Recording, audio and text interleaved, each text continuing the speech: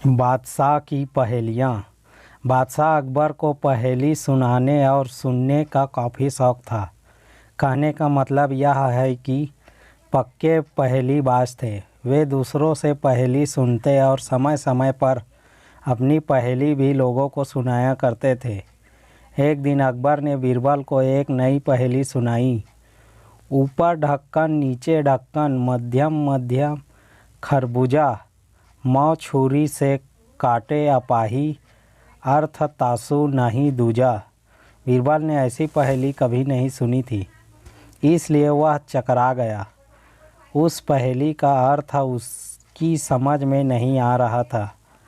अतः प्रार्थना करते हुए बादशाह से बोला, जापना, अगर मुझे कुछ दिनों की मोहलत दी जाए तो मैं इसका अर्थ अच्छी तरह समझकर आपको बता सकूँगा। बादशाह ने उसका प्रस्ताव मंजूर कर लिया। बीरबल अर्थ समझने के लिए वहाँ से चल पड़ा।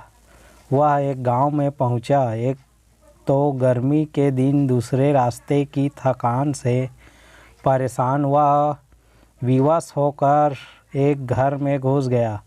घर के भीतर एक लड़की भोजन बना रही थी। बेटी, क्या कर रही हो? उसने पूछा। लड़की ने उत्तर दिया, आप देख नहीं रहे हैं, मैं रोटी को पकाती और माँ को जलाती हूँ।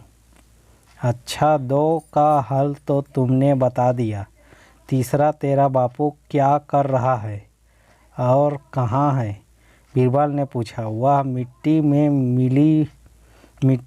मिट्टी मिला रहे हैं, लकड़ी ने जवाब दे दिया।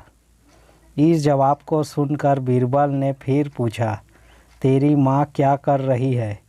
एक को दो कर रही है, लड़की ने कहा।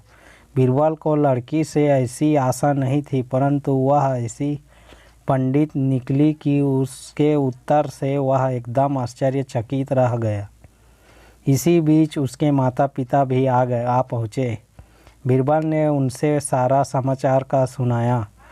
लड़की का पिता बोला, मेरी लड़की ने आपको ठीक उत्तर दिया।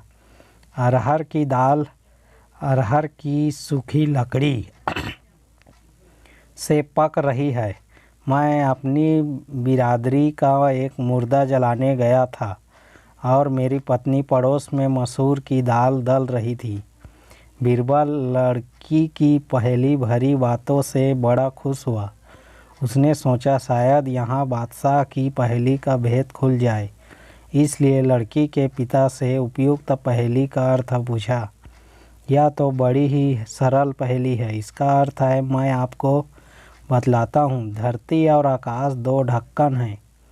उनके अंदर निवास करने वाला मनुष्य खरबूजा है। वह उसी प्रकार मृत्यु आने पर मर जाता है जैसे गर्मी से मोम पिघल जाती है।